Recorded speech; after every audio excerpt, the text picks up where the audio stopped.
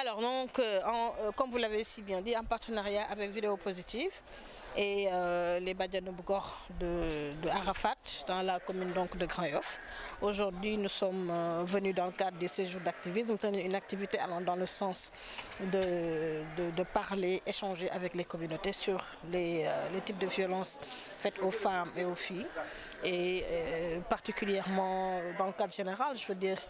tout ce qui est violence basée sur le genre, mais également parler précisément de la question du viol qui constitue vraiment un fléau vraiment qui persiste au niveau de la communauté comme on l'a constaté. Une occasion vraiment de revenir sur généralement les types de violences, mais surtout sensibiliser sur les questions d'équité et d'égalité de genre. Alors, disons que la question des violences faites aux femmes et aux filles, ce sont des questions de communauté, mais également des questions de société. Et vous savez aujourd'hui que le Sénégal, à l'instar de plusieurs pays d'Afrique aujourd'hui, connaît vraiment un taux élevé de violences qui sont commises sur les femmes et les filles. Et vous savez que particulièrement au niveau des communautés, nous rencontrons énormément ces genres de difficultés. Et aujourd'hui, ce qui est beaucoup plus étonnant, c'est parce que ce qui est plus étonnant, c'est réellement la prise en charge déjà de ces cas de violence-là, mais surtout la méconnaissance vraiment des femmes en ce qui concerne leurs droits, de pouvoir déjà être au-devant de tout ce qui est plaidoyer, mais surtout de pouvoir réclamer des choses qui sont des droits en fait, je veux dire, mais surtout pour les femmes de pouvoir tout simplement avoir ce courage, avoir vraiment, je dirais, cette prise de conscience de dénoncer les cas de viol et surtout d'avoir cet instinct de tout simplement savoir exactement ce qu'il faut faire lorsque l'enfant est violé ou lorsque la fille est violée. Je pense que le conférencier, je ne suis pas conférencière, je suis juste peut-être une intervenante, mais dire que le conférencier est revenu donc sur ça, c'est important que les femmes puissent déjà savoir exactement quelles sont quelle est la procédure à suivre initialement lorsque la fille ou le garçon donc est violé. Parce que déjà aujourd'hui la plus grande difficulté sur le plan juridique, c'est déjà d'amener le juge à pouvoir avoir tous les éléments nécessaires donc en matière de preuve pour pouvoir tout simplement dire le droit. Aujourd'hui, on a constaté en tant que société civile que la plupart des acteurs, des auteurs de viol retrouvent la liberté après juste un bref séjour déjà en prison. Tout cela est dû à cause donc de cette procédure des fois qui ne remplit pas les conditions nécessaires pour pouvoir tout simplement aller vers la peine maximale qui est de 10 ans pour un délit. Et aujourd'hui, on se réjouit déjà de la décision de l'État du Sénégal d'aller vers la criminalisation du viol. Ça permet déjà de pouvoir, en termes de protection des droits des femmes et des filles, contribuer à la consolidation des droits. Et dans le cadre de la sensibilisation, que doit être l'implication des hommes? Alors, vous savez, dans mon intervention, si vous avez suivi, j'ai parlé de la masculinité positive parce qu'aujourd'hui, peut-être la plus grande difficulté, c'est de faire comprendre aux gens exactement ce que veut dire le genre. Parce que le genre, c'est des rôles, des fonctions qui ont été attribués à des hommes et à des femmes en fonction des sociétés. Et vous savez que le genre n'a absolument rien à voir avec le sexe, même si des fois, ce sont sur des hommes et sur des femmes qu'on détermine exactement les différents rôles, mais également les différentes fonctions qu'ils ou qu'elles occupent au niveau donc des sociétés en fonction donc des réalités culturelles. Donc juste pour vous dire que la question du genre est une question qui implique et les hommes et les femmes. Donc c'est des questions de société, c'est des questions d'obligation, c'est des questions donc de réaménagement. Ce qui veut donc dire que lorsque nous nous attaquons à une violence qui est basée sur le genre, nous sommes obligés dans une démarche inclusive tout simplement parler et aux hommes et aux femmes. Et il est démontré aujourd'hui dans les grands projets qui sont mis en œuvre au niveau donc national, au niveau également international, que lorsque les projets qui sont destinés à tout simplement protéger les femmes sont mis en œuvre, bien même si c'est avec la cible, mais que c'est spécifiquement avec les femmes, à 80% ces projets-là sont voués à l'échec. C'est le cas des projets sur, par exemple, les mutilations génitales féminines. Pour vous dire à quel point la question de la participation inclusive est importante. Donc aujourd'hui, il faut que les femmes aillent vers déjà cette participation-là et cette inclusion. Et on parle vraiment d'intégration exactement. Pour nit ñi xam ne wan dafa nekk benn organisation internationale boo xam ne ay campagne lay def au niveau mondial ñu présente tamit ci àdduna bi yëpp Afrique Amérique Europe fépp tey defe naa ne action yi wan di def c'est à travers des champions comme ñi nga xam ne ñun ñuy taxaw ay champions wan lañ ay jeunes yoo xam ne ràññee nañ leen seen liggéey ñuy protéger vraiment les droits des hommes, lutte contre la corruption, les droits des femmes ak lépp loo xamante si ni dafay jëmale genre humain kanam. Donc nous sommes aujourd'hui ñu ngi ci ay 9 millions juróom-ñeenti millions doomu aadama ñoo xam ne ci monde bi yëpp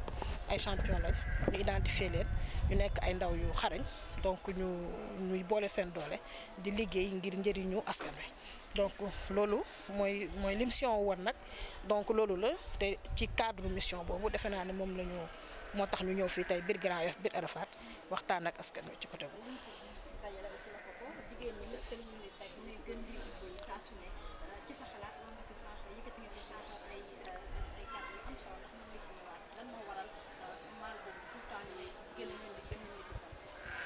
waaw parce que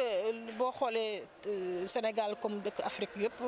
defe naa ne lépp loo xam ne dafay dem ci métital jigéen wala métital ndaw dafa nekk société yi nga xamante ni c'est des sociétés yoo xam ne société yu encore très conservatrices des sociétés yi nga xam ne dañoo tëju vraiment ci seen ay culture rek seen ay mbir te aussi jigéen amu fa baat torop la plupart mbiru genre moo koy indi parce que jigéen ñi boo xoolee depuis très longtemps société bi ni ñu ko diviser ci diggante rôle góor ak rôle jigéen da ngay gis ne à chaque fois rôle jigéen bokkul ak rôle bi góor am ci biir société te rôle jigéen bi am ci biir rôle bi jigéen am ci biir société dafa nekk rôle boo xamante si ni boo xoolee rôle bi xaw a doye dal la donc rôle boobu da koy mettre ci benn situation boo xam ne dafay yomb lool pour ñu mën ko abuser dafay yomb lool pour ñu mën ko violenter. Donc bu ñu waxee tey égalité de genre mooy xeex bi nga xamante ni ñu bëgg lépp loo xam ne ci mbiru société la ku góor ki ak ku jigéen ci mën a xam ne ñoom ñoo bokk ay droit ci société bi mais aussi taxaw ngir lépp lu jëmale kanam société bi mu nekk loo xam ne lu ñuy bokk di àndandoo liggéey la góor ñi ak jigéen ñi. bu baax parce que nag defe naa ne société góor ak jigéen ñoom ñoo ko yor defe naa ne boo jëlee jigéen ñi rek bàyyi góor ñi du dox boo jëlee góor ñi tamit bàyyi jigéen ñi du dox te defe naa ne projet de développement yi am léegi ci àdduna bi fépp fu ñu munti dem cible bi d'abord la ñuy jox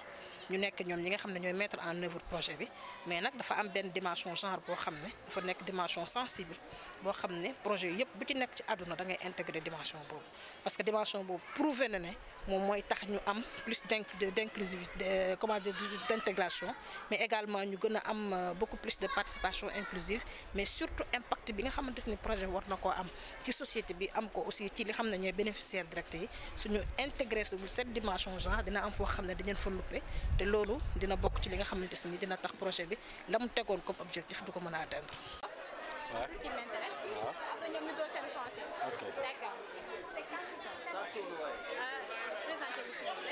waaw salaamaaleykum man maa ngi tudd Louis Nicolas Gorgui Lopi nekk doctorant en droit privé droit communautaire di coordinateur de la maison de justice bu Grand Yoff depuis 2014 ba léegi. voilà donc déjà métital jigéen yi nekk na benn thème boo xam ne c'est d'actualité donc bëri na trop ñu ngi koy dund surtout fan yi di ko dund ci ñaari côté mooy lan dañ koy gis lu bëri waaye di ko dund ci wàllu sanction bi nga xam ne état bi dem na ba yokk ko ñu naan criminaliser wàllu viol donc violence métital yooyu noonu dañoo bëri te wute benn bi mën nañ ko xaymaa ci ñaari fànn bi nga xam ne c'est physique ak bi nga xam ne c'est verbal mooy bi ñuy wax moral boobu nag ay saaga ay injure ak diffamation yi nga xam ne wala ay xeetu kaddu yu ñaaw yoo xam ne dañ koy jël teg ko ci kaw ku jigéen ki ba muy jur yenn jëye beneen bi mooy physique bi boobu la ñu gën a xam mooy côté bi nga xam ne ay dóor la lu ñuy wax CBV ak yi nga xam ne c'est lié au sexe yu ñuy wax violence sexuelle yooyu nag bëri na muy ay viol pédophilie mariage précoce mariage forcé excision ak yooyu yëpp bëri na léegi dem na sax ba wàllu état civil tamit daf ci xaw a dugg mooy certificat de mariage bi loolu yëpp nag nekk na ay xeetu métier yoo xam ne nit yi dañ koy dund ci seen kër yi ba parfois sax mu leen di dural yenn jafe-jafe yoo xam ne dafay jafe trop pour askan wi di ko mën a di comprendre te loolu noonu dafay tax ba preuve yi ak tamit lien de causalité bi mu réer ba tax na sanction yu war duñ ko mën a def après population bi di foog ne dañ koo jàppale fekk ne du loolu parce que ñu bëri dañ ko wax tey léegi-léegi ci suñu causerie bi fii am na sax ñoo xam ne dañoo foog ne sax quelque part dañ leen di jàppale parce que kuñ ci jàpp benn 1 mois 2 mois 1 an ñu bàyyi la donc dañuy foog ne loolu mais li koy waral mooy la conservation des éléments de preuve parce que li ñu constaté mooy bu amee tak du ñu jóg gaaw dem dénoncer parfois sax du ñu dénoncer dañuy bëgg di régler problème bi à l'amiable li ñuy wax maslaa bi parfois mooy dem bay empêcher la justice de faire son travail comme il se doit donc sensibilisation bii nii dafa am solo moo tax ñuy remercier partenaires yi fi ñëw ak yéen ñi nga xam ne yéenay waa média bi pour di ñu jàppale di relayer les informations ak tamit kii daf ci am solo parce que dafay permettre population bi ñu xam nu ñu war a taxawee prévenir ko balaa muy am ñuy jooy prévention bi nag mu ngi tàmbali ci vigilance bi ci xale yi waaye aussi ci mag yi di bàyyi xel xale yi di xool aussi relation yi xale yi di am ak mag yi muy ku góor ki muy ku jigéen ki parce que bu ñu waxee violence dañuy foog ne comme ni ñu ko waxee sànq jigéen rek lay dal mais góor yi tamit xale yu góor yi tamit ñu ngi leen di violenter yoo xam ne war nañ ci mën a taxaw te di pousse askan wi yëpp di dem di dénoncer du affaire de naafeq déedéet au contraire nit ku nekk da nga am obligation boo gisee ñaawteef yu mel noonu nga dem wax ko ñi nga ko war a wax muy ci xale waaye it muy ci mag da ngay gis ki nga xam ne day dóor doomam tout le temps sans raison kenn du wax ñu noppi ba jëyee am ñuy soog naan pourtant da yàgg na ko def yow mii koy wax yow mii complice nga parce que ba nga waree jógoo et comme ni nga ko waxee tu deviens fautif. voilà comme ni nga ko waxee rek am nañu problème boobu mooy lan communication bi am entre parents yi ak xale yi comme ni nga ko waxee xale du nettali ak yooyu mais loolu tamit c'est un problème mooy tax ba xeetu métital yi di continuer parce que xale dañ koy déglu aussi il faut que mu ñeme waajuram parce que ñoom ñoo war a nekk ay xaritam ñoo war a nekk ay sentinelle ñoo war a nekk premier policier yi ko war a aar nga koy déglu di waxtaan ak moom def ko sa xarit ba lépp lu ko dal mu wax la ko ci loolu nag ngay xamee la ko dal ak teel ba nga mën see taxaw loolu tamit daf lay permettre ba xale bi nga mën a communiquer ak moom ci ni mu war a dëkkee ak ay nijaayam ak ay magam ak ay dëkkandoom parce que aussi dañu nekk ci milieu boo xam ne cohabitants yi dañoo bëri parce que kenn dëkku fii donc yooyu yëpp dafa war a am xale bi tamit dañ ko war a commencer di jàngal xamal ko ne à un certain moment góor nga kon beneen góor wala jigéen warul di la laal ci yenn parties yi jigéen nga aussi warul di am ñu éviter tamit di uuf di naan noonu nijaayam la di ko uuf parce que yooyu tamit parfois mooy dem aboutir ci situation yoo xam ne du neex kenn moom la ñuy wax nii donc dafa war a nekk une éducation sexuelle boo xam ne dafa war a am donc buñ ko waxee ça pose problème mais ñun ñi nga xam ne ñu ngi ci milieu bi on fait des sensibilisations on subit même des formations dans ce domaine ak yooyu même la police ak yu demee noonu dañuy lii xale da nga koy déglu fexe ba mu ñeme la mu mën di la wax li ko dal ak li nga xam ne moo ko nakari nga xool ni nga koy jàppalee ni nga koy saafaraan voilà